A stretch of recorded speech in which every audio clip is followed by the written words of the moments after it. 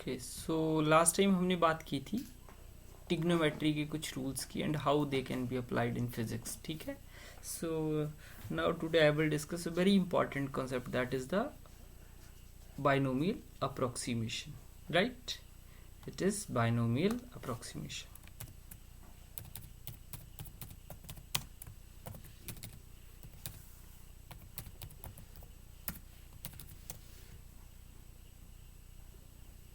So today I will talk about binomial approximations. So before moving towards the binomial approximation, मैं बात करूँगा सबसे पहले binomial theorem की. ठीक है, कि वो बाइनोमियल थ्योरम क्या है. फॉर एग्जांपल, इससे पहले मैं कुछ और बताना चाह रहा हूँ. फॉर एग्जांपल, मेरे पास x प्लस वाई था. इसको मैं कैसे लिख सकता हूँ? x plus Y.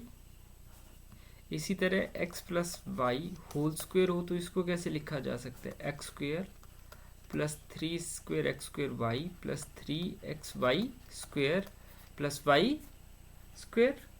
Sorry, oh, it's wrong. I've done it in a wrong manner. It is 2xy plus y square, and if x plus y whole cube is there, then it can be written as x cube plus 3x square y plus 3xy square plus y square. ये फॉर्मूले हमने पढ़े हुए हैं. तो अगर मैं x plus y raised पर 4 करूं, so it can be written as x4 plus 4x cube y plus 4x square y square. नहीं, not 4, but now it is 6x square y square plus 4xy cube plus y raised पर 4. And अब मैं इनके coefficients पे अगर देखूं critically, then what I am getting, अगर मैं इसके कोफिशिएंट्स की बात करूं, यहाँ x का कोफिशिएंट 1 था और y का कोफिशिएंट भी 1 था, और यहाँ x स्क्वायर का कोफिशिएंट 1 था और उसके का क्या था 2 and then 1 3 3 1 1 sorry it is 1 6 नहीं 4 6 4 एंड 1. तो अब अगर मैं देखूं इन दो को अगर मैं ऐड करूं तो मुझे क्या मिल रहा था? 2. अब अगर मैं इन दो को ऐड करूं तो क्या मिल रहा था? 3. बात समझ आ रही है? और अगर मैं इन दो को ऐड करूं तो मुझे क्या मिल रहा था? 4. इन दो को ऐड करूं तो क्या मिल रहा है? 4. बट अगर मैं मिडल टर्म्स को ऐड करूं तो मुझे क्या मिल रहा था? I am getting 6. तो इसका मतलब अब अगर मुझे x plus Y raise to पर 5 लिखना है तो मैं इसको कैसे लिख सकता हूँ? x रेज टू पर 5. ठीक है, ये तो आएगा ही आएगा, बट इन दोनों का सम क्या आ जाएगा? 5. इन दोनों का सम क्या आ जाएगा? 5. इन दोनों का सम क्या आ जाएगा? 10. इन दोनों का सम क्या आ जाएगा? 10. राइट. तो ये क्या जाएगा? एक्स रेज़ टू पर 5 plus 5 x4 y 1 plus 10 x cube y square plus 5x square y cube plus y raised to power 4 will be there and then it is नहीं, इट इज ये 10 आएगा है ना. हाँ, it is y raised to power 5. ये आ रहा है मेरे पास. सिंपल है. ओके. और यहाँ देखें अगर तो x की पावर लार्जेस्ट थी जो यहाँ था, फिर x की power decreased by 1 and y की पावर इंक्रीज्ड बाई 1 हो रही है एंड सो ऑन, जब तक जो यहाँ था वही यहाँ नहीं आया और यहाँ पे नहीं आया. हो रहा है ऐसे. तो मुझे ना एक ट्रेंड नजर आ रहा है, एक ट्रेंड नजर आ रहा है इसमें ठीक है, तो उस ट्रेंड को मैं कैसे लिखूंगा, x plus Y raise to power n, इसको मैं कैसे लिख सकता हूँ, x raise to power n, यहाँ पे कुछ वैल्यू आएगी प्लस वो value, then x raise to power n minus one, y raise to power one, then plus again some value x raise to power n minus two, y two, and so on. कब तक, जब तक y raise to power n नहीं आ जाता। But ये क्या आएगा, किसके इक्वल आएगा, वो हम कैसे करेंगे,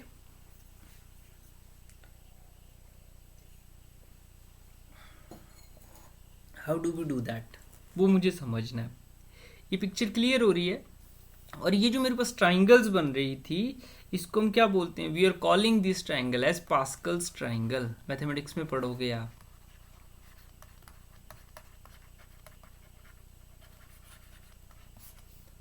ठीक है, अब थोड़ा सा और मूव करते हैं आगे की ओर। ये बाइनोमियल अप्रोक्सीमेशन हमने कर ली। हमने मैथमेटिक्स में एक और बड़ा इंटरेस्टिंग टूल पढ़ते हैं जिसको हम बोलते हैं परमुटेशन एंड कॉम्बिनेशन। यहाँ पे हम कॉम्बिनेशन का यूज करेंगे। किसका यूज करेंगे, कॉम्बिनेशन का। ठीक है, नया कंसेप्ट है but it's a very simple concept, combination. जैसे इसको लिखते हैं NCR। ठीक है, n में से r things at a time ली गई। इसको कैसे लिख सकते हैं, n factorial over r factorial n minus r factorial, ऐसे लिखा जाता है इसको। Now factorial is a new term for you, पहले थोड़ी पढ़ा था फैक्टोरियल। ठीक है, अब फैक्टोरियल कैसे आता है, फैक्टोरियल भी बड़ा मजेदार कंसेप्ट है। ठीक है, जैसे मान लो मेरे पास 4 फैक्टोरियल था, इसको मैं पता कैसे लिख सकता हूँ, 4 into 3 into 2 into 1, means I have decreased the value this in succession by 1 up to 1। तो ये कितना हो जाएगा, 4 3 जा 12, 12 2 जा 24। इसी तरह 5 फैक्टोरियल कितना हो जाएगा, 5 इंटू 4 इंटू 3 इंटू 2 इंटू 1, कितना हो जाएगा, इट विल बिकम 24 5 जा 120। Are you getting my point. ठीक है, ये फैक्टोरियल का मीनिंग है। ठीक है, अब यहां पे अगर मैं देखूं, if you try to understand, x plus Y raise to पर 4 दिया हो या 5 दिया हो, इसको मैं कंसीडर कर रहा हूं। I am considering x plus Y raise to पर 5। ये क्या था, x रेज टू पर 5 प्लस 5 x रेज टू पर 4 y plus 10 x cube y square plus 5 x y raise to पर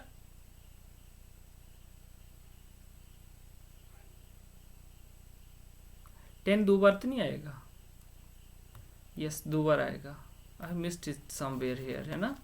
तो ये हो जाएगा 5 की बजाय यहाँ क्या आ जाएगा, it is 10x square y 3 plus 5x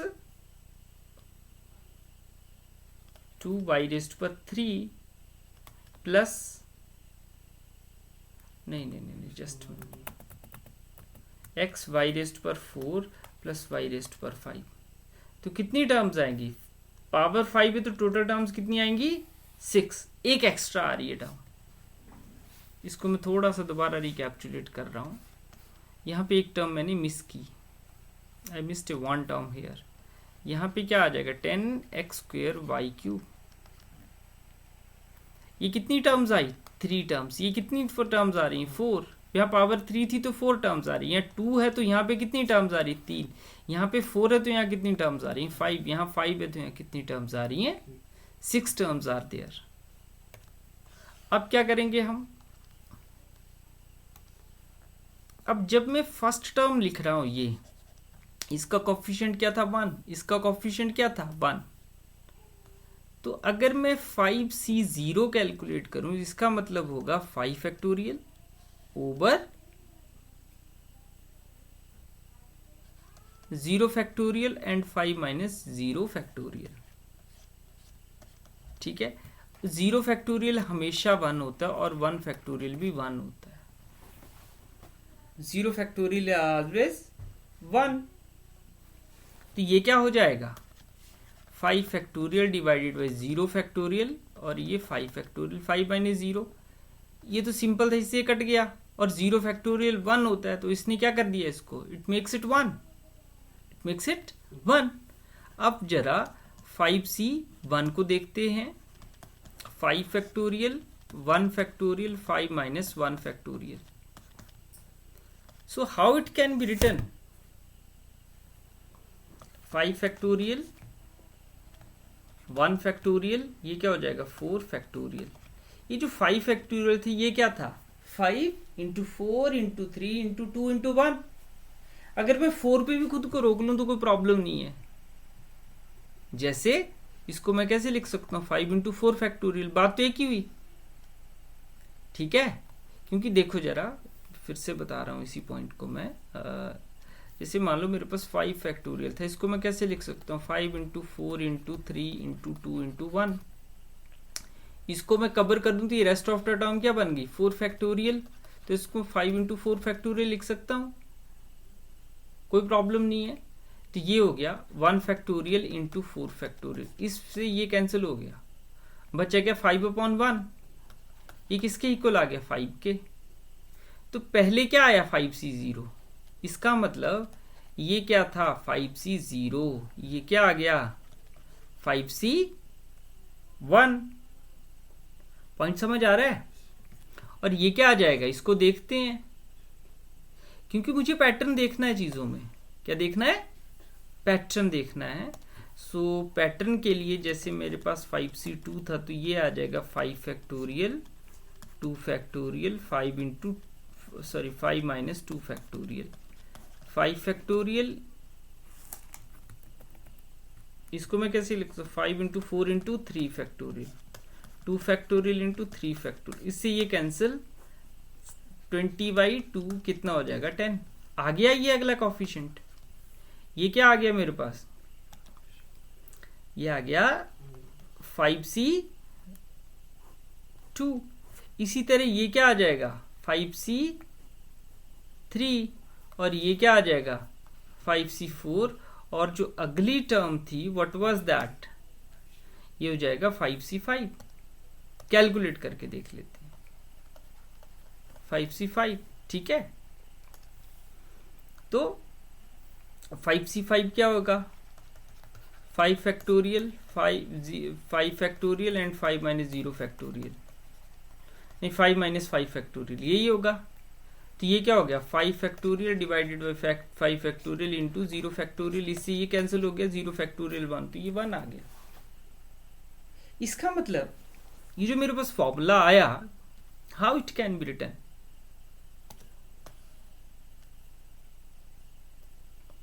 ये यहां तक समझ आ गया। तो बोल रहा है कि x plus 5 raise to x plus y raise to power 5 is equal to what, x raise to power 5 plus 5x4y plus 10x3y square plus 10x square y cube plus 5xy raise to power 4 plus y raise to power 5।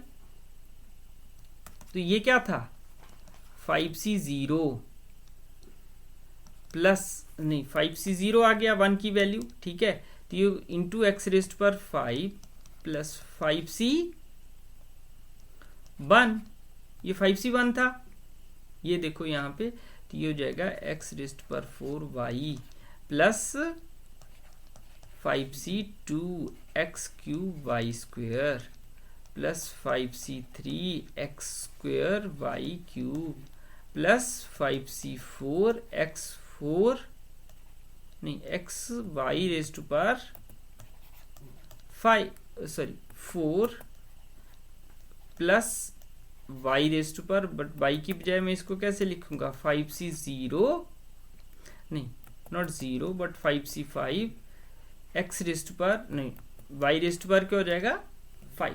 बात समझ आ गई। तो इस तरह से मैं क्या करता हूँ, किसी भी फॉर्मूला जो होगा, अब मेरे पास power x plus Y raise to पर 10 होगा तो मैं उसको भी इसी ऑर्डर में लिख पाऊंगा। Is this clear to you? इसको थोड़ा सा और इलेबोरेट करता हूं मैं। जैसे मान लो x plus Y raise to पर क्या लिखना है मुझे,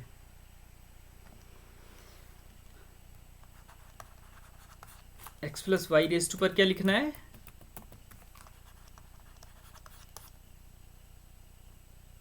एट कर दूं, इसको रखूंगा मैं 8c0 x रेज टू पर 8 और y रेज टू पर क्या हो जाएगा 0। अब ऑर्डर में लगा 8c1 x रेज टू पर 7 y रेज टू पर 1, 8c2 x रेज टू पर 6 y रेज टू पर 2, 8c3 x रेज टू पर 5 y रेज टू पर 3 plus 8c4 x raise to पर 4 y रेज टू पर 4 plus 8c5 x raise to पर कितना हो गया 3 y रेज टू पर 5 plus 8c6 x raise to पर 2 y रेज टू पर 6 plus 8c7 x y raise to पर 7 plus 8c8 y raise to पर 8। ये आ गया मेरे पास, ठीक है।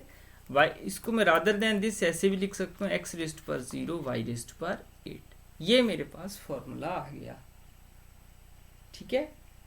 सो अब हमने क्या करना है, फॉर्मूले का मतलब है उसको जनरलाइज करना, ठीक है। ऐसे तो मुझे क्या करना पड़ता है, जो मेरे पास फॉर्मूले थे जैसे x प्लस वाई था, x plus Y whole square था, x plus Y whole cube था, तो मुझे क्या करना पड़ता था, पिछला ट्रेंड याद करना पड़ता, ये चीजें मल्टीप्लाई करनी पड़ती, तो बड़ा कॉम्प्लिकेटेड काम था। बट अब मुझे एक ट्रेंड पता चल गया and I have to write down the things in terms of combination. किसकी टर्म में लिख सकते हैं, कॉम्बिनेशन की टर्म में।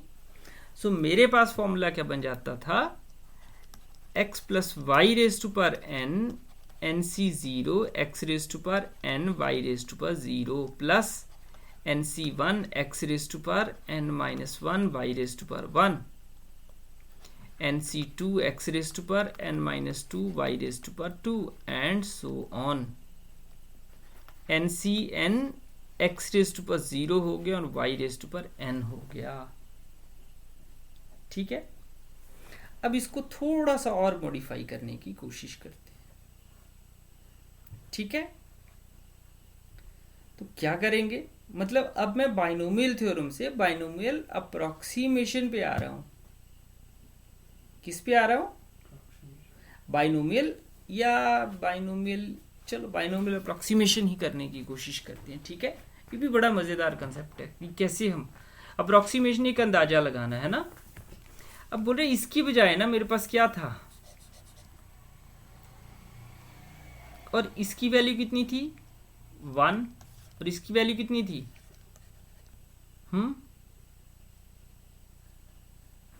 इसकी वैल्यू कितनी थी n, और इसकी वैल्यू पता है कितनी आती है, लिखे देखें nc2, देखो एक आ गया n फैक्टोरियल, एक आ गया 2 फैक्टोरियल, एक आ गया n माइनस 2 फैक्टोरियल। इतना तो समझ आ रहा है। n को मैं कैसे लिख सकता हूँ, n into n minus 1 into n minus 2 factorial लिख सकता हूँ कि नहीं लिख सकता हूँ। एक आ गया 2 फैक्टोरियल, एक आ गया n माइनस 2 फैक्टोरियल। मैंने क्यों यहाँ तक लिखा, क्योंकि डिनोमिनेटर में भी मेरे पास छोटी टर्म इस तरह की बैठी हुई थी, तो ये क्या हो गया cancel.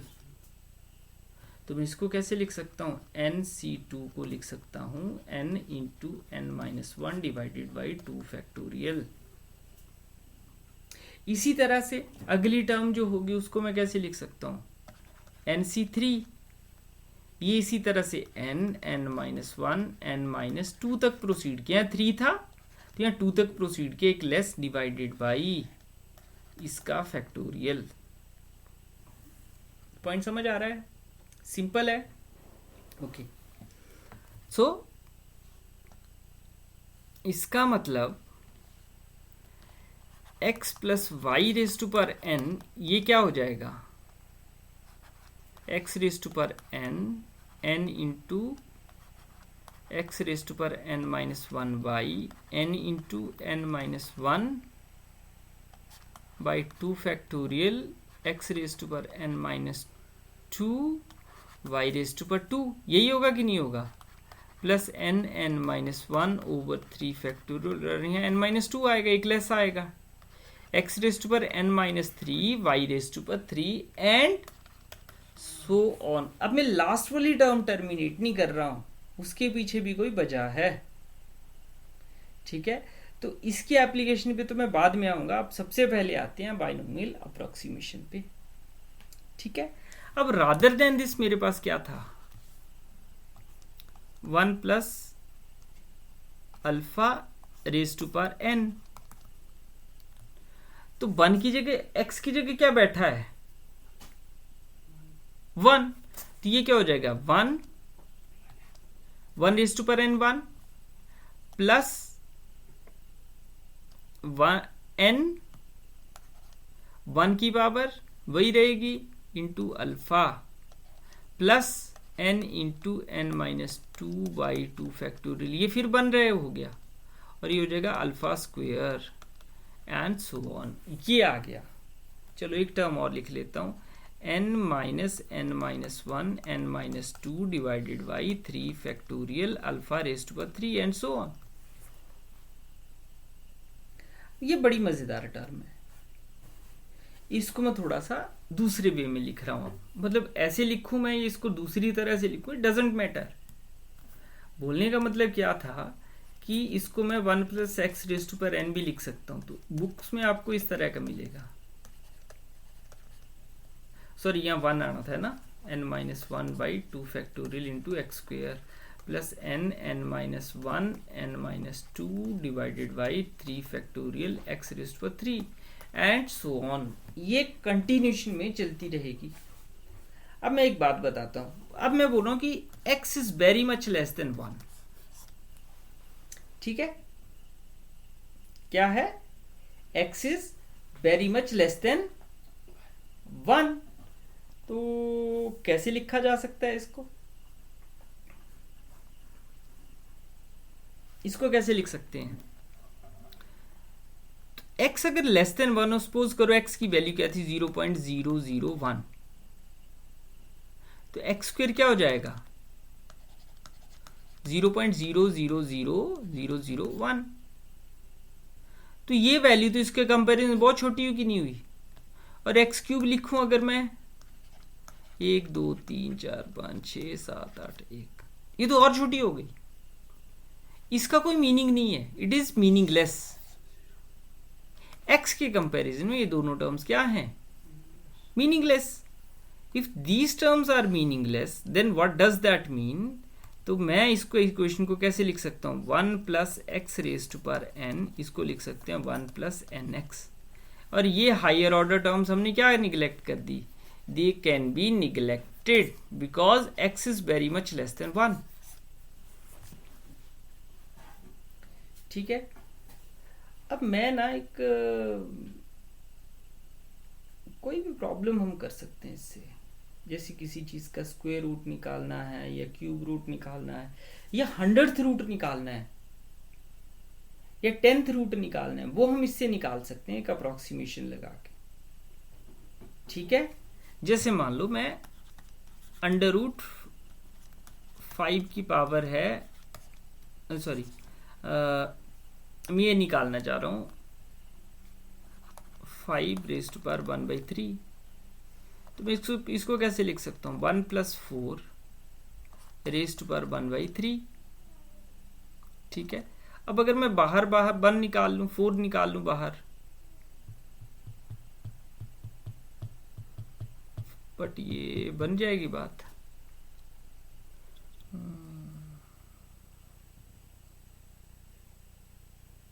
4 can be taken outside, नहीं, हाँ इसको मैं कैसे लिख सकता हूं 8 माइनस 3, ऐसे की बजाय मैंने ऐसे कर लिया क्योंकि अब 1/3 बैठा था, ठीक है। 1/3 बैठा था। अब देखना जरा, 8 को मैं बाहर निकाल लूँ तो ये क्या हो जाएगा, 1 - 3/8 हुआ कि नहीं हुआ। रेज टू पावर पूरे की पावर कितनी हो गई, 1/3। अब मैं बाइनोमियल अप्रोक्सीमेशन का यूज कर रहा हूँ इस तरह की कॉम्प्लिकेटेड चीजें निकालने के लिए। तो इसका मतलब 8 की पावर 1/3 और 1 - 3/8 की पावर 1/3। ठीक है, पॉइंट समझ आ रहा है। अब अगर देखा जाए तो ये क्या हो जाएगा, ये तो 2 बन जाएगा और 1, अब 1 प्लस एन एक्स क्या आया, sorry 1 plus x raise to power n क्या आया था, 1 प्लस एन एक्स। इसी तरह 1 - x raise to power n क्या हो जाएगा, 1 - एन एक्स। एक ही टर्म ली, हायर ऑर्डर भी ले सकता था, but I am taking first order term. Higher लेनी होगी तो हायर भी ली जा सकती है। ठीक है, तो 1 - 3/8, इस पे बाइनोमियल अप्रोक्सीमेशन लगेगी तो क्या हो जाएगा, एन की जगह क्या बैठा है, 1/3, तो 1 - 1/3 इंटू 3/8, ये हो कट गया इससे। आंसर क्या आ गया, 2 इंटू 1 - 1/8, तो ये हो जाएगा 2 - 2 इंटू 7/8। हुआ कि नहीं हुआ, 7/4 हमारे पास आंसर आ जाता है। इसको सिंप्लीफाई कर लो, और ये अप्रोक्सीमेट आंसर है, 1 पॉइंट समथिंग आ रहा है। ये कैसा आंसर है, अप्रोक्सीमेट, एग्जैक्ट नहीं है। एग्जैक्ट पता कब होगा, जब ये सीरीज में इनफाइनाइटली एक्सपेंड करता रहूंगा, मतलब 1 plus n x plus n into n -1/2 x square and so on. Exact answer तब आएगा, बट मुझे एक अंदाजा लग गया। फायदा क्या है, अगर मान लो किसी चीज की मुझे 100th पावर निकालनी है, तो 100th पावर निकालने का मेरे पास कोई तरीका नहीं है। हमने क्यूब रूट तक का क्या चीजें करी हुई हैं, या स्क्वायर रूट तक, 3rd root, 4th, 5th, 6th and so on, ये सारी वैल्यूज हम कैसे निकालते हैं, we can use binomial approximation. अब अप्रोक्सीमेशन कहां तक लगानी है, वो डिपेंड करता है कि आपको कितनी एक्यूरेसी चाहिए, कितना बेटर रिजल्ट चाहिए। ठीक है, so this is all about a binomial approximation. इसको देखो गौर से, try to understand the pattern. तो जो सिंपल आपने रूल्स पढ़े थे, x + y raise to power 2, x + y raise to power 3 and so on, इस उसी फॉर्मूलों को जनरलाइज किया, फिर बाइनोमियल थ्योरम निकाल ली गई, फिर बाइनोमियल थ्योरम से हमने बाइनोमियल अप्रोक्सीमेशन समझने की कोशिश की। So that's all for today. कल हम और मैथमेटिकल टूल्स को पढ़ेंगे, राइट।